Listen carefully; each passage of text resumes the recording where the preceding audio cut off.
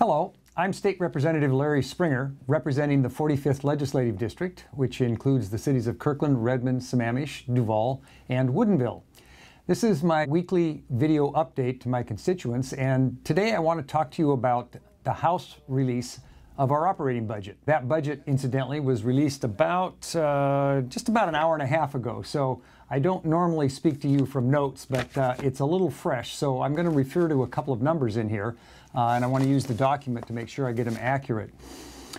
The Senate released their budget about a week or so ago. The governor released his preliminary budget a little bit before that, and the House of Representatives released our budget today. So let me hit a couple of the high points. What is driving the budget more than anything else is the same thing I've mentioned in a number of other video updates, and that is the Supreme Court decision that requires us to fully fund K-12 education. That's the famous McCleary decision. So in this budget that we released today, the House is proposing that we spend $1.3 billion more than we are currently spending in our K-12 system. And it covers things such as, I'm going to go down a quick list here. There's $225 million to reduce class sizes in K through 3. There's $460 million to increase funding for the sexy term called MSOC. It refers to materials, operating supplies, and operating costs. We put $144 million back into pupil transportation. We fund all-day kindergarten for $91 million. We increase the instructional hours we require our students to have. That costs $63 million more. And we provide additional salary support for administrative and classified employees to the tune of about $250 million.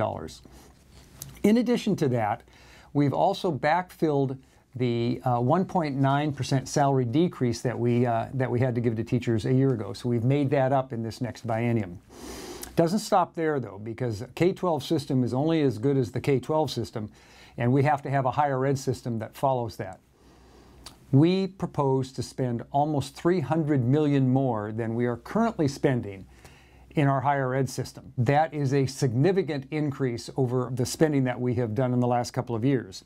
We also expand our Medicaid coverage.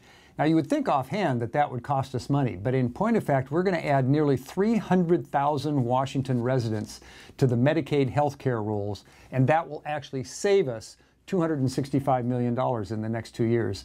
That is because the federal match will come and backfill that cost.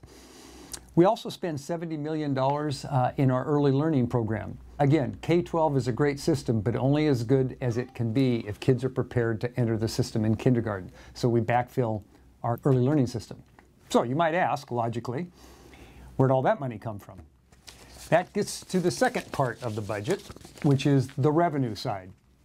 Now, while this does not account for the entire revenue stream, we'll be looking at other revenue streams as well. I want to hit what is probably the most talked about issue where revenue is concerned, and that is the closing of certain tax exemptions or preferential tax rates that we have afforded literally 600 plus of them over the last 7 or 8 decades.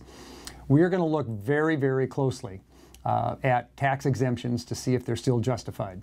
We're actually going to expire or close about 15 of them. That's less than 2%.